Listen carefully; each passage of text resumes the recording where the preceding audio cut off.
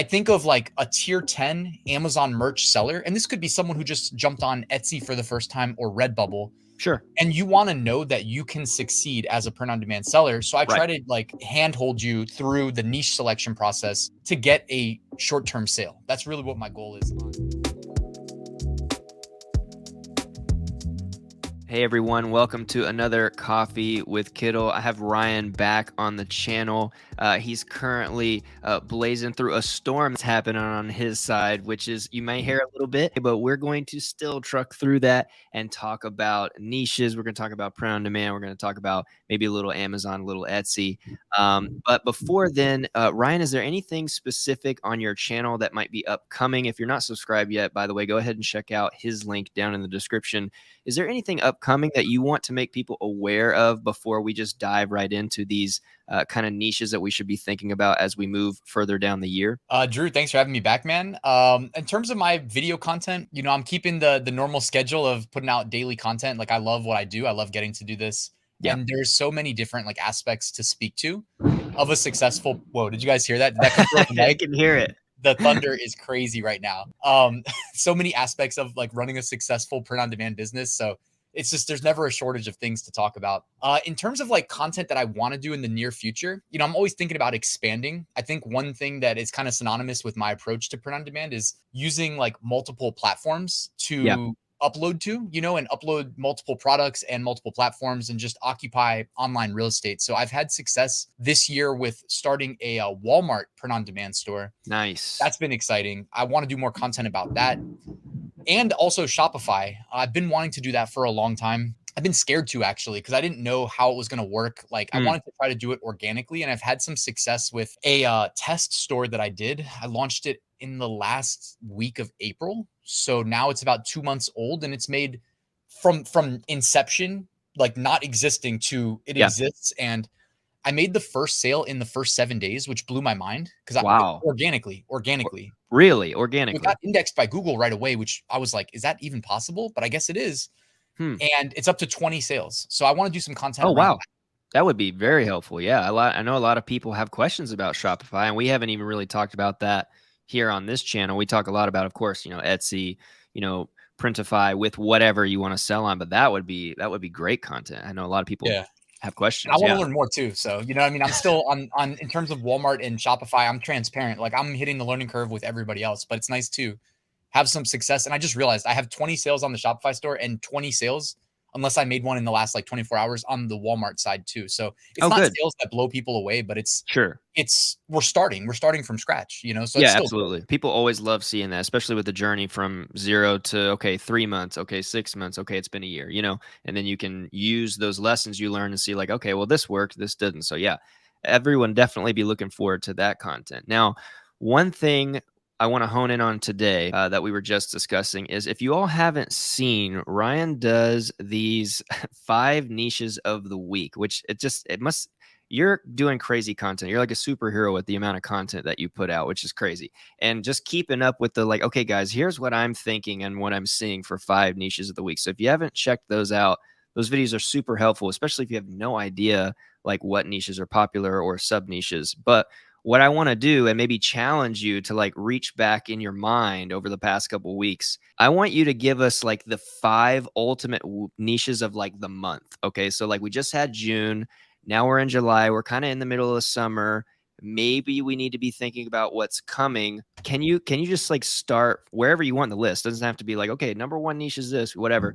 Like, what are the top 5 niches of like the month or the summer that you would be recommending to people? For sure. And I'll give you some great ideas. I just wanted to say first that like targeting these trending niches is a nice way of increasing the likelihood of getting like immediate gratification through a quick sale. You know what I mean? When we talk about trends, we're literally talking about higher search volume here than somewhere else, and somewhere else is representative of everything that you're not doing. I think of like Amazon merch, where it's, it's hard to get into the Amazon merch program. If you do, they let you list 10 products, and 10 is not a lot. So you need to be very strategic with each of those products and what niches you're in. And they incentivize you to make sales, and then they'll let you list more. So you really want to be in the trends. Yeah. So I think of like a tier 10 Amazon merch seller, and this could be someone who just jumped on Etsy for the first time or Redbubble. Sure. And you want to know that you can succeed as a print on demand seller. So I Right. try to like handhold you through the niche selection process to get a short-term sale. That's really what my goal is on the top 5 niches of the week. Because if I'm being transparent about my personal business, I started in 2017. I'm almost exclusively targeting evergreens, Evergreen. Sure. and evergreens are in my mind niches that generally speaking can sell year round. Yeah. Some evergreen niches might have a higher expectation of a sale related to like, certain times. Like for instance, like Father's Day or Mother's Day, right? Like those are very generic like holidays where a shirt geared towards like pickleball. If, my mom loves pickleball, so I might sell more pickleball shirts as a Mother's Day gift or something. But you guys, you know what I mean? So Yeah. yeah, my top 5 niches of the week videos really aim to like help people with niche selection, and it's just a function of demand. So the first niche, and we're recording on August, or sorry, we're recording in July. I was thinking Yeah. August. Thinking August. You're right. Yeah. We're past July 4th. So we're really kind of at a desolate place for niches, for obvious Mm, niches, between now and August, I would say. This right. is really that time of year where I like to upload evergreens and really set my sights on what are people going to be buying in the fourth quarter of this year, Yeah. when demand is at like all-time highs, people buying gifts and whatnot. So I'm thinking August really. And also just so you guys know, like when you list a product for sale, if I list it straight to Etsy might start showing it in their internal site search right away. So anybody who goes to Etsy.com and searches, they might see my product, but Google may not index my new Etsy listing right away. It may take a day or two, and they might not start sending me traffic right away. So you do, generally speaking, want to get out ahead of time of these Right. niches. Yeah. Some people say 2 months, some people say 1 month. And I mean, generally speaking, I think like 2 months is probably optimal, but always think too of like the demand, right? Like if we're talking about selling Halloween shirts on July 6th, it's probably too early. Like there's almost no demand Sure. to market to right now. But as you get closer and closer to the date of peak demand, which is generally speaking, if it's Halloween, it's going to be like the week preceding Halloween. Sure. You're going to see the biggest spike. But that's also where it's most beneficial to already be ranked Yeah. from the sales that you drove earlier. So it's kind of one of these games. It's hard to win, right? Because you compete for scraps initially, leading up to the big height of the sales. So Right. anyways, so I was thinking in terms of the first niche I wanted to suggest is going to be back to school. It's like Mm, okay. nobody that's in school right now probably wants to hear that, but back to school, I think people start going back in like August. You're going to see a lot of the school and education related shirts. And what's amazing about the back to school niche is that it's reliable every year, Every year. even Yeah. during Yeah. COVID, the back to school stuff sold, but it was like, oh, doing it remotely, whatever. Like nothing could disrupt back to school as a niche. It touches, pretty much everybody that like is in that age range, plus teachers and plus Yes. parents. You can make a Plus funny parents. back to school shirt for like, oh, parents can't wait to get rid of their kids, whatever it is. Soccer mom, whatever. Sure. Yeah. So back to school in terms of sub niches Mm, is just plentiful with opportunities. And when we say sub niches, what we really mean is like, back to school as a niche doesn't mean, hey, go design a shirt that says back to school. yeah. Like that's not what we mean when we say that. We mean No. go to Amazon, type in back to school shirt, and do an audit of all of page one and all of the different shirts with different like text on the shirt and different keywords in the Mm. titles they're ranking on. And those are more representative of the sub niches that you can target. Absolutely, and I was just watching another collaborator of ours. Her name is Hannah, and she was doing an exclusive back to school niche sub niche kind of study into and also using Kittl and how you can use that for your print on demand. And she was giving some really good tips about exactly what you just said. We don't mean like, okay, back to school, you're going to do a back to school shirt, and then your Etsy title just says, or your Amazon title or whatever just says back to school shirt, right? You have to get sub niched in there, right? So if it's for teachers, then it's like an art teacher or a music teacher, right? That's only one level down, right? Or if it's like, I don't know, whatever kind of like backpack patch that has a kid's name on it, or stickers or whatever. What would you suggest? And we can get into maybe some like tools later, maybe at the end of this, like what are the tools you use for success in terms of researching? But like when someone hears the word sub niche, what are the tips or kind of phrases that you can give people? Is the ratio like XX4 whatever, when they're starting to research these sub niches? Yeah, the way I typically like to do it is just going straight to Amazon or Etsy. I mean, those to me Mm. are like my big top two marketplaces, even with my 20 sales on Walmart. But 20. 20 is not impressing anybody. I do way more than that in a day on It's on impressive to Amazon me. and sometimes on Etsy. But I had to rebuild my Etsy shop. But anyways, like I'll go to their search function and use their autocomplete as a Yeah. guide. So I'll seed it with my like we said, like back to school, right? So if I'm selling back to school shirts, you can literally type in back to school shirt on Amazon, on Etsy. What you're probably going to see is something like back to school, like, oh, the autocomplete, right? So it gives us suggestions Yeah. based on what people are searching for. So it might say back to school shirt 2023. You can click that and see the results. You can say like back to school shirt for girls, back to school shirt Mm. for boys, back to school shirt for pre-K. And Mm-hmm. it's literally giving Yeah. you the search terms to target, whether it's organically, like in your title and your bullets, in your tags, if it's on Etsy, or if it's on ads. On Amazon, you can run an ad campaign, provide the keywords. On Etsy, they'll kind of provide it for you. They don't Yeah, let they you kind of do. provide. Yeah. Yeah. You have to turn off the bad keywords. But yeah, Yep. so that's really where my mind goes. Like I don't need to be an expert at all whatsoever in Yeah. any niche. Like I don't have kids yet, but I can still go sell back to school shirts because I'm just gonna look at what is performing well, and it's Right. not like, oh man, it's not like I think mentally sometimes we might get it backwards. Like it's not that, oh, I'm gonna go copy the people that were so smart that they knew what was gonna sell. It's what is selling is a function of demand, Mm. you Yeah. know? So I Yeah. mean, there's definitely a component of whoever's selling it did a good job, but then it's also that, hey, like people are buying this because it's in a niche they like, and perhaps the design elements are what they like. And that's one thing that does change year over year too. Like in terms of how Kittl can help us with design, because Yep. being in the right niche is one aspect, but you also need to have a good design. Absolutely. And the trends change year over year. So like what you see, I think a big transition was kind of like 2021, 2022.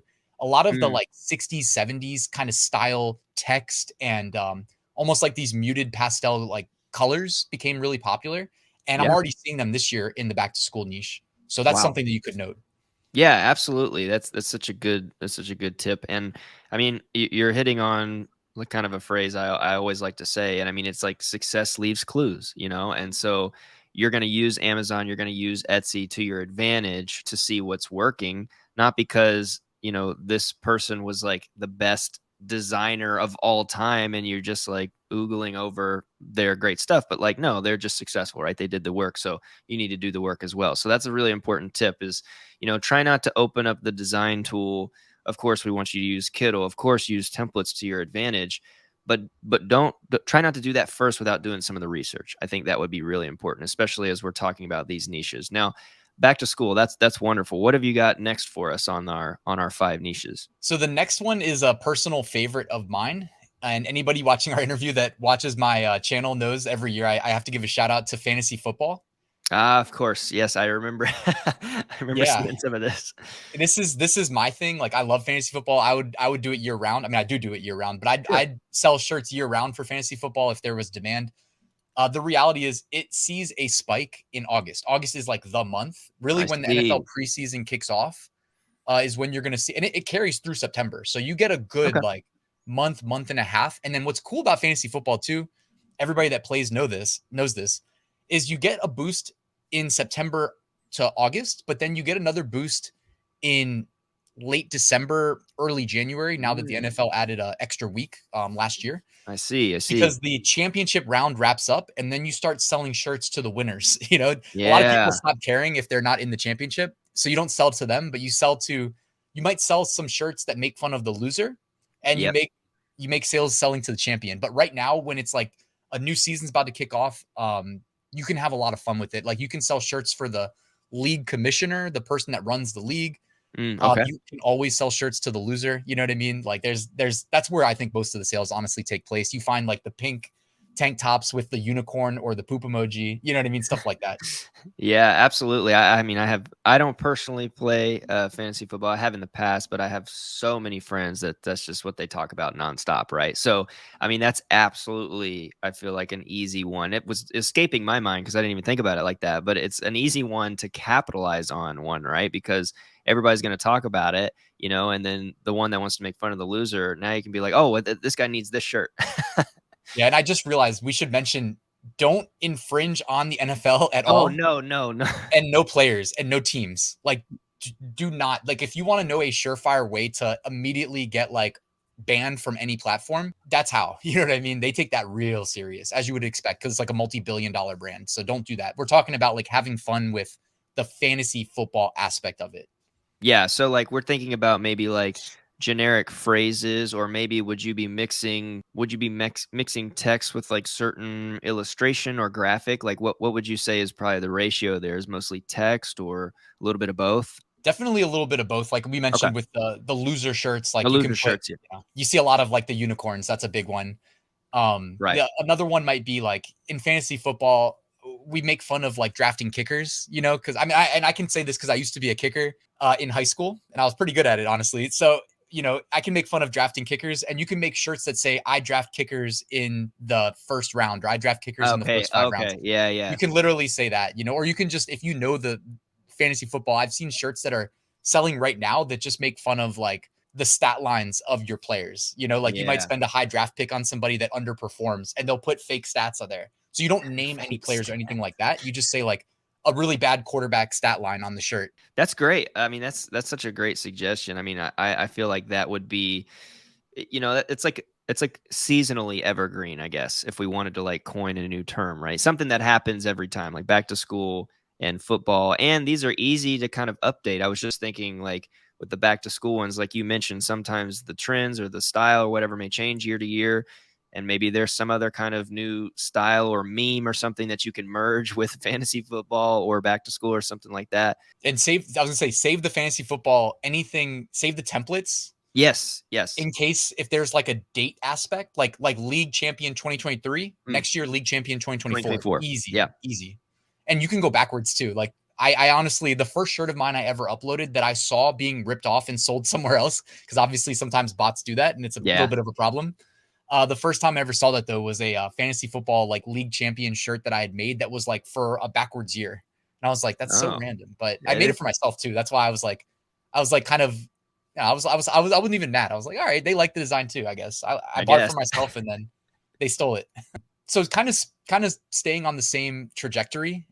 And this is definitely me tying in things that I guess I can relate to. You know, with fantasy football, you get together with your friends, you draft, you have a couple drinks. Oktoberfest.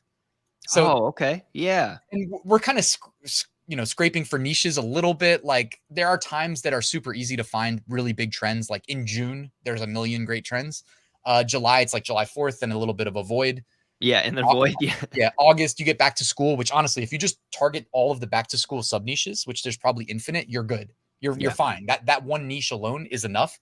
Oktoberfest though, don't overlook that. And one thing that Mm, people forget is that it's called Oktoberfest. So you think, oh yeah, October, but they actually start celebrating it in September in Germany, is my understanding. I haven't been yet, but so you in theory should be able to make sales in September, you know, I and then see. in October too to the Americans that don't know any better. And I've definitely been that guy before. So Yeah, that's true, and I mean, I feel like within that, gosh, I mean, that almost just branches out into whatever you would call, like, the regular beer niche or something, right? It's almost yeah, like, I mean, you could obviously just do whatever kinda evergreen for drinkers or people who like beer or whatever, but I feel like even within something like an Oktoberfest, I mean, there's so much underneath that as kind of like a festival or whatever activity, right? Like a sub niche. I mean, how would you imagine it? Like, what would you see kind of like the shirts being like parsed out for something like that? Would they be kind of just like drink heavy, lingo heavy? Like what would you say? yeah. I mean, I can speak to firsthand experience. I don't talk too much about it, but I mean, I used to be a web developer, so I've made like websites and stuff like that, and like had some success like as a, you know, whatever you call it, webmaster. You know what I mean, Whatever. monetizing the Yeah. traffic. So I've had websites in this space before. So I've sold a lot of t-shirts in this niche, and even if I don't frame it as an Oktoberfest shirt, like kind of Mm, what you're saying you're here, what right. you're alluding to is you can sell a beer shirt, like a, you know, like a funny one that I've sold before is like, it's Thursday, let's drink. You know what I mean? A shirt that's just text only, Perfect. just says it's Thursday, let's Yeah. drink. Now, if Generic. Oktoberfest sells or falls on a Thursday, you'll see a spike in those sales, you know. But like that's kind of what and there, I mean, there's a million, like you would say. I've sold shirts that just say day drinker. like Perfect. stupid stuff. You know what I mean? But you'll Yep. see a spike in those sales because they're Yeah. indexed on like funny beer shirt, funny alcohol drinker shirt, whatever the keywords are. Yeah. Yeah. My brother and I the other day were thinking like doing one that just says like might as well drink. Just like There you on go. the back, like might as well. Yeah. That's one that you can easily convert. Like you can make some of those templates, right? If we're using something like Kittl, we can make some of those templates specific for the Oktoberfest, for the festival, the niche, whatever the month. But then you can also easily just convert them. Then you have double listings, right? Then you can like easily parse out these designs into multiple things. And we haven't talked about, I guess, products, but like I feel like that's also one, like that specific niche. And I'm sure there's ones for like fantasy football. I mean, we talked about shirts, of course, but I mean, I can see that translating to hats. I can see that Mhm. translating to whatever, maybe not a hoodie. I mean, depending on where you live, but with like something like the Oktoberfest niche, I could even see that applying to like glass, like a glass, like on Amazon. I think you can do like custom engraved or at least the vinyl stencil of a design on a glass or something like that. Would you say like are there any things that come to mind where you're like, guys, we're really talking about t-shirts, of course, but like don't sleep on these other products? I was gonna say for one number like Kittl in the Oktoberfest, I just imagine like beautiful designs, like using. I love to leverage the templates and even like the pre-made graphic elements and stuff, or just some of the fonts you guys have. If I showed you some of like the shirts that I was alluding to that I've sold, it's like, dude, they're so worth. Like the designs are so ugly. Yeah, but it doesn't Just matter. Like using Kittl. Well, yeah, that's the thing, and maybe in that niche, no, right? Like when sure. you're selling to drunk people. Um, but I was just thinking how much better like my Oktoberfest shirts would be if I jumped into Kittl and designed there and then did like a split screen of me trying to do it on my own, like because I don't think I'm a great designer personally, so that's why I like to leverage anything I can from like better artists. Yeah, and in terms of like other products, one thing I would say is like anybody watching that is not a seasoned veteran with print on demand, I do Mm, think generally speaking it's good to like pick a product type and to just like hit that hard with lots and lots of that product, because then if you're selling on like Etsy for instance, like have nice templated listings for if it's a shirt, just like for your shirt, right? Like, and even like I would say like specific color or colors, because every time you introduce like a new color or a new product type, it complicates things a little bit. So if you're a beginner, just keep it simple. But yeah, in terms, it was still a good question. And there's a lot of different production partners nowadays, like production companies. And I'm sure somewhere like there's probably a big glass mug that you can like laser engrave. You something. know what I mean? These Yeah. days, it probably is. I know for sure there's a bunch of drinkware companies that can do drinkware. And it may not be like a perfect match, but you could still sell like a thermos or whatever you would call it. You know what I mean? Like the types Yeah. of not necessarily coffee mugs, but even Yeah. if Yeah. it's like Yeah. mainly for coffee, you could still sell it to somebody with like a I believe there is. Yeah. It's like one of those, it's not, it's like one of those giant glass beer mugs. I'm pretty sure. I don't remember if it's Printify, but there's one of them now that I think you can have a small design on. And I'm even thinking like I'm pretty sure with Printify, maybe with some of the other ones, you can do coasters. And so oh, good idea. Yeah. that's one that could be maybe obviously specific to your party or whatever, but also just like again, people who love drinking or whatever, like you can just make those coasters or whatever. I do pop-ups like on weekend markets because I love doing some things by hand, and I by far the most product that I sell is coasters. Just I don't know Nice. why, but it just is, right? So that I mean that's another idea. No, I love that idea. And you could probably get a nice markup there because I'm sure they're cheap. Yeah, I think they're just wood. I haven't seen any that are. I'll have to go back and dive in. And I think it is just maybe Printify that has it. Maybe Printful has it now too. I don't know. There's just so many, but Yeah. I think they're just wood and they're pretty easily, whatever the design is, just takes up the full square or whatever. Actually, I think you can choose square or circle, and I think Printify has two options. I think they have a ceramic one that has the entire. You can do the whole printed design really nicely in color. So I guess you have two options there. Yeah. And I would say too, just as a tip, like if you have a niche that's selling well, like maybe it's a sub niche of Oktoberfest or whatever, you know what I mean? Like, and maybe it starts with an Oktoberfest shirt Yeah. and you strike gold, you're making regular sales. If you don't initially think to like offer it on a coaster, but you've got this shirt that's selling well, take that as a hint that like you don't need to make every design available on coasters, but this is a nice complementary product to the shirt. Yeah. And maybe you should take that, you know what I mean? Take that same design, just put it on a coaster. Like that's one thing that I've done over the years a lot, which is I just call it like doubling down on what's Yeah. working.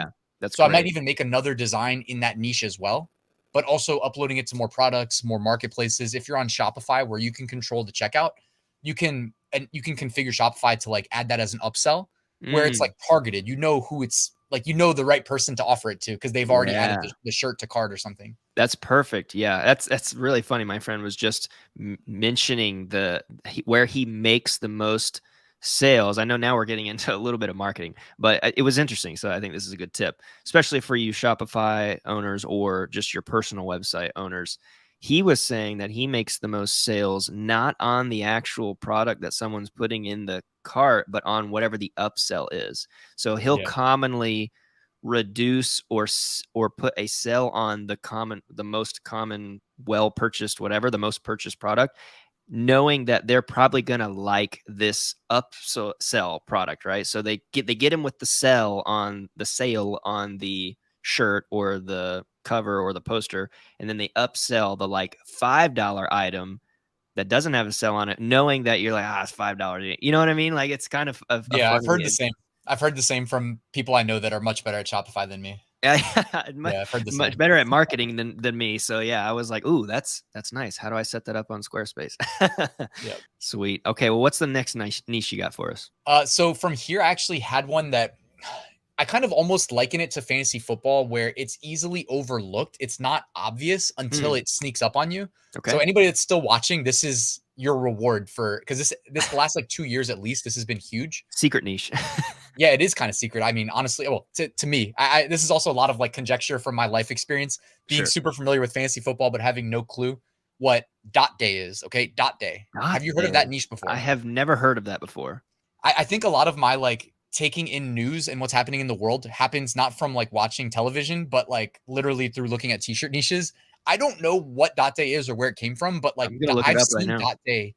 I've seen it blow up. All right. I've seen it like on Amazon have dominate the high end. And it is September 15th. All What right. on So you earth? want to be prepping for dot day, like basically between now and then.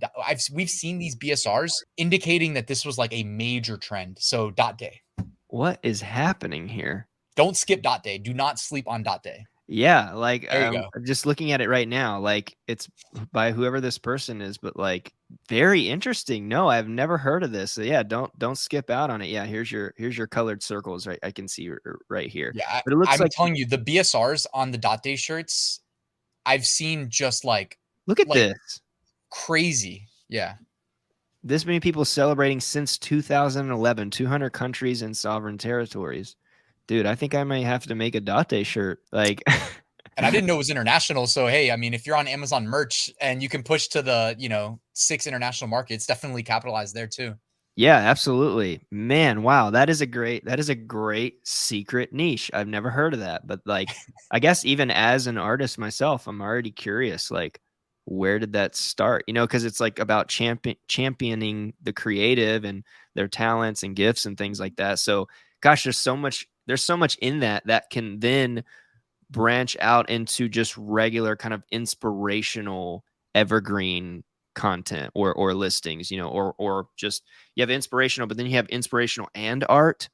And then underneath that, you just have you have endless, whatever. And then we have AI. And then you Yeah. could just like pump it out like crazy, right? By the way, I guess like I should say disclaimer. Like we've seen dot day be fine last year and the year before, and I'm pretty sure the year before. But if somebody managed to trademark that in the last like year, I didn't check like right before we hit record. So it is always possible that It somebody is is. getting greedy and trying to file that trademark. Please do your due diligence and double Yes. check everything. Like maybe fancy football got trademarked in the last year. I kind of operate under the assumption that those types of like frivolous trademarks, generally speaking, get stopped, but we also know that there's people Something that like are that. Yeah. constantly trying to file them. So Yeah. just disclaimer there. Okay, Yeah. sweet. So what's our last one? Now All now right. So we now you've been rewarded even more. If you've stuck with us, it's only been 30 minutes. Now it's gonna get heated. No, I'm just kidding. What's the last niche? so I mean there's a couple like ones that I would say are maybe not as on the high end in terms of like what I've seen in as a function of sales in the past. Hmm. But one that is another easily overlooked and will not generate as much sales as Dot Day based on what I've seen Hmm. is Hispanic Heritage Month, which is September 15th through October 15th. So it's kind of odd, right? It They is get a month, but they do it in the middle of in the September middle. to the middle of October. They can have 2 months. Yeah, I mean, there you go. So yeah, that's one that you do see sales every year. Mm. And it's one that's like overlooked by people that aren't crazy like I am and have a calendar, you know? Yeah, that's true. Yeah. And I mean, of course I've heard of that, but yeah, again, my brain sometimes doesn't jump to like how would I capitalize or market on this? That's why I love having you guys on the channel so that you can express like, hey, there's actually people that want this stuff. You know what I mean? And like if we that one, I don't know if I don't know what the sub niche for that would look like, or if you have ideas or suggestions, but I feel like that one is like, man, if you just went all in and like tried to be the dominant power on like designs for that, I feel like you could really win. Because I mean, I feel like I don't see a lot cater to that in terms of like merch or apparel. Again, I don't know. I don't heavily search that, but like, what would be your suggestion on kind of like doubling down for that kind of sub niche for the rest of this year? I don't nothing's really comes to mind right away. Like I don't know if you heard that thunder, but I did. it's still storming here. Yeah, that one I don't have like the personal like experience. Like I don't honestly I've never sold in that niche. It's just one that when I start Yeah. my research process and doing those weekly videos every Sunday, doing a new top 5 niches of the week video helps me keep my finger on the pulse like year round. Mm, And typically what I do is like I'll just go to a research tool that will basically aggregate everything for me, put it in one place, and also filter out the protected shirts, like the big brands that I can't sell that's anyways awesome. to Wow. keep me out of trouble. And I'll just scroll. And when I scroll, it's like I don't even know what I'm going to see. Like Dot Day, how did I find out about that? Well, it's because like it was performing really well, and these software tools will like order them in terms of like bestseller to like not as good a seller or whatever. So like Hispanic Heritage Month, that's how I know that generally speaking it doesn't sell as well as Dot Day, but it still sells well because I will not type in anything. So I'm not like looking at specifically Hispanic Heritage Month yet, and I start seeing it, you know, maybe around like 50,000 BSR on Amazon, which is like a sale a day at least, you know, maybe multiple. At least, Yeah. yeah. Yeah, Yeah. and then all of a sudden I'm like, okay, maybe I'm onto something. And I can either keep scrolling and look out for more, or I can open a new tab in that tool, type in Hispanic Heritage Month, and then all of a sudden it's only looking at that It niche. gets And I can narrow, start yeah. looking at sub niches. And generally speaking, guys, you want to look at again, when we say sub niches, it's not just looking for shirts that say Hispanic Heritage Month. What you're going to see are shirts indexed on those search terms, but that doesn't mean that the shirt just says the search term. You're going to Correct. see a bunch of sub niches and you're going to see color schemes. And if it's like Dot Day, you're going to see repetition of certain design elements. Yeah, absolutely. And while we're kind of on this point, is a great transition into a follow-up question I had. You know, we've talked about we've had quite a few of the what I call the Etsy masters on the channel recently talking about, you know, Everbee and E Rank, and you know, we haven't quite talked about like something like a Sales Samurai yet, but what are some of the tools at your disposal that you would maybe say are some of the best that you can use to research these? You know, obviously some have free versions. I feel like the power most likely comes with the paid plans, which what I look at don't look too terribly expensive, you know, depending on if you're making a couple sales a month already. But like, yeah, what would you say, like, are there ones that you love specifically for Amazon, for Etsy? Are there ones that can do both? Like, yeah, what I know you have a lot of expertise here. You and all the other masterminds love your SEO. So what would you say about that? Yeah, I mean, to start, just remember, guys, everybody watching, the autocomplete on Google, on Amazon, on Etsy, Yeah, that's it's free. free. It will always be It's free, free. and it's very nice. It's very good. So you don't have to spend money to succeed. Mm. Um, and kind of piggybacking off of the you don't need money to spend money to succeed. There is a Chrome extension called DS Amazon Quick View, which is great for Yes, Amazon anybody selling anything on Amazon. Mm. On Amazon, they display a data point on every listing called BSR. If a product has never sold, it will not have a BSR. If it Okay. has sold, it will have a BSR, a best sellers ranking, and it literally ranks a product relative to other products in that category. So it Hmm. doesn't say, oh, this product's making 5 sales a day. It doesn't say that. It just gives you a number that is unique, right? Like there can't be two rank 1000s, right? There's only one rank 1000, and then there's a rank 1001 and then 1002, etc. Correct. Yeah. The lower the number, the better. So like the rank 1 is the rank 1. That's selling the That most. is selling the most. Yeah. And so the BSR is great, and Amazon displays that for free. DS Amazon Quick View, what it does, it will display the BSR in the search results page on Amazon. That's awesome. Otherwise, yeah, otherwise you have to click each listing, Each listing, scroll yeah. to the middle of the page, and find it there. So it is expediting the process of seeing how well products are selling relative to each other. And it might seem counterintuitive, like, Ryan, doesn't Amazon just put them in search results and rank from bestseller to non-bestseller Right. in order? You would think, right? No, they don't do that though. Mm, Sometimes they'll put a whole row of bestsellers in the middle of the page, but it's because Amazon, like, imagine if they only ever put the bestsellers at the top. Their catalog would start to feel stale. You would constantly yeah. see the same stuff because it'd be so hard for other products to ever get a chance. And this is something that I actually commend them for doing, is unless you're in like the most crowded niche possible with super generic keywords, like you can list in back to school, but maybe put like back to school 2023 shirt. And the fact that you put 2023 is a little bit of a qualifier that Yeah.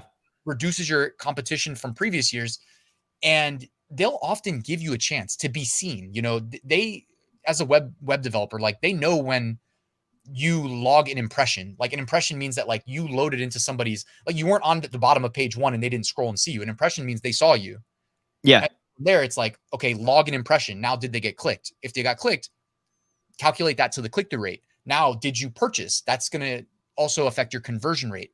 All these metrics send signals to the Amazon algorithm, Etsy algorithm, wherever you sell, that help them determine like what products should be displayed at the top based on certain search terms. So DS Amazon Quick View is just a nice free Chrome extension that will show you BSRs in search results, which sends a strong signal of like how well something's selling. Um, Beyond that, like paid tools for Amazon, there's one that I like for print on demand called Podly, Podly. Okay. That's the one that I currently use on my top 5 niches of the week videos. And on Etsy, you know, Everbee's great. Mm, Allura, eRank, they're all pretty good, man. They all, generally speaking, do the same thing. So it's yeah. like Right. Right. Everbee, I think maybe even the free version, like you can start to type in a search and their autocomplete, it will like Show you. yeah, it'll show you Yeah. the search volume. It's estimated, but it'll show you estimated search volume for the complementary search term. So it's like a autocomplete plus, you know. And on Amazon, while it's on my mind, there's one called AMZ Suggestion Expander, and it does something very similar. It doesn't try to give you search volume unless you pay, but it will expand the Amazon autocomplete.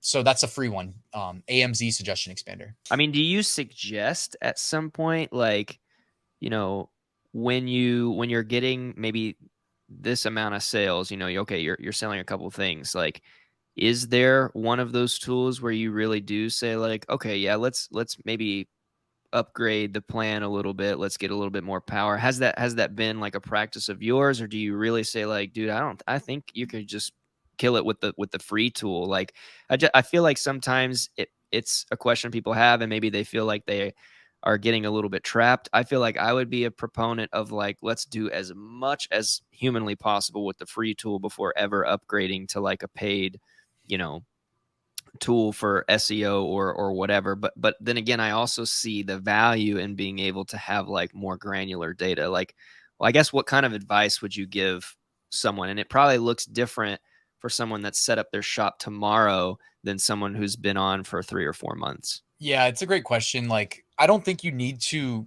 like, I don't think spending money is a requirement to be successful. But if you're a beginner, the problem is it's hard to know where you're falling short, right? Like, Mm, and that's not meant to imply that everybody is falling short, but like sure. generally speaking, we all can do something better. And so it's like if you're going to pay for a research tool, is it making your life easier? Is it expediting the process for you to find a winning niche? Is it providing other valuable insights? Like a lot of these tools also give you keywords to target. So like that can be very useful on Etsy if it's like letting you copy paste tags. If it's on Amazon, just giving you you know, like Podly for instance will give you additional like long tail keywords.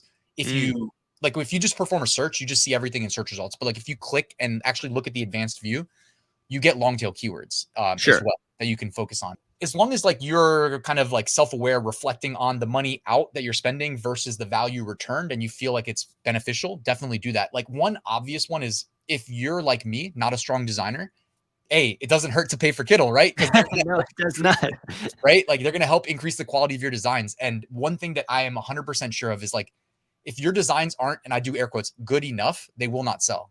So they Oh don't have yeah. to be like, oh, the best, but they have to be good enough. If Kittl helps you get there, like that's a no-brainer. So start there because your product that you're selling is actually more important than like whether or not you're SEO optimized on the right keywords. Because if you're on the right keywords but your design sucks, it's Mm. not going to sell, you know? Yeah, I mean, you absolutely have to have both. I mean, and that's again, that's why I love having people like you on the channel so that we can get both. Okay, we can talk about the design side over here, but then we can also talk about the practical and like, hey, let's actually create stuff that people want side over there. Man, that's awesome. This has been such a beneficial conversation. If you all have not been taking notes, maybe replay it again on your jog, your bike ride, in the car, whatever. Ryan, is there anything else you want people to know? Maybe some last second advice just moving forward as we push through the rest of this year before we sign off? One thing I'd say is there's always more information. There's always another YouTube video for everybody to watch. Like Oh, yeah. the biggest threat to your business is paralysis by overanalysis. If you haven't started, the best thing you can do is start. Mm, So I would definitely just kind of tell you that without knowing who you are, if you're still watching, that like you can definitely be successful in this space. But it starts like the best way to learn is number one, like, watch a video, learn from somebody that's done it before, the basics, where to go, you know what I mean? But yes. like then follow through with a little bit of action. And, like when I started in 2017, man, like I didn't know what I was doing. I Sure. was really bad at like, I'm not a great designer today, but like I'm a lot better than I was, and all this stuff gets easier. Like just keep that long-term perspective. You're going to be more successful with time, you know what I mean, as a function Yeah. of how many products you have listed on how many platforms. And there's no bigger learning curve than when you're a beginner going from like 0 to 1 or whatever, like taking that first step. But like it always gets easier, and if you need to like spend a little bit of money on tools like Kittl that help improve your design quality, like that to me is a no-brainer, especially like it's a business, so treat it like one. Mm. Whatever you're spending, expense that off your profits later. You know what I mean? Because that's, Yeah. I mean, at least in America where we file taxes, like, the money you spent to make money, you deduct that right against the money you made. Yeah. So it's not like a complete loss. You know what I mean? That's why you should also have a business. I don't want to make this video longer than it needs to be, but like, Sure. if you know what I mean, if you spend like money it's that you made after paying taxes, like it's actually, if your tax bracket's like 30%, well then it's costing you that too because you had to pay the government it. But if you're a little bit more strategic, with like your business, then you Right. can at least make that work for you and not as much against you. So yeah. Absolutely. Such great advice. Well, everyone, make sure you check out Ryan's channel. It's down, linked in the description. Make sure you subscribe. Make sure you also subscribe to Kittl if you haven't already. I hope you have already throughout throughout the beginning part of this video. But if you haven't, it's the red button. It'll take you just 1 second. Go ahead and subscribe. We thank you so much for watching through this. Again, go check it. Go check the timestamps if you need to go back to a specific section on this video. And we will catch you in the next one. Bye.